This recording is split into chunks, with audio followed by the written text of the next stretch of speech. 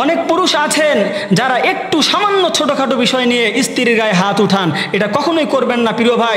রাসূলুল্লাহ সাল্লাল্লাহু আলাইহি সাল্লামের এতজন স্ত্রী ছিলেন, তিনি কখনো তাদের গায়ে হাত তুলেন নাই, বরং তিনি সদা সর্বদা স্ত্রীদের কাজে সহযোগিতা করেছেন, তাদের পাশে থেকে তাদেরকে হাসিয়েছেন, তাদের দুঃখ শেয়ার করেছেন।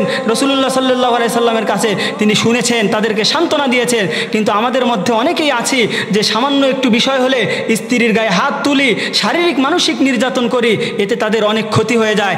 এজন্য এই বিষয়গুলো আমাদেরকে সতর্ক থাকা দরকার। স্ত্রী যারা রয়েছেন তারাও স্বামীর প্রতি অবশ্যই শ্রদ্ধাবোধ রাখবেন, তাদেরকে সম্মান করবেন। দুই দিক থেকে যদি আমরা এই সম্মান, এই সম্পর্ককে আমরা যদি টিকে রাখতে চাই, আমরা যদি এখানে নিজেরা ভালো হয়ে যাই, তাহলে এই সংসার টিকে থাকবে, সংসারে শান্তি আসবে, আল্লাহ সন্তুষ্টি হবেন। অন্যথায় সংসারও টিকবে না, সংসার ভেঙে যাবে, অশান্তি সৃষ্টি হবে। এজন্য দুই দিক থেকে আমাদেরকে সহানুভূতি থাকতে হবে, সহনশীল হতে হবে, তাহলে আমাদের সংসারের মধ্যে শান্তি ফিরে আসবে।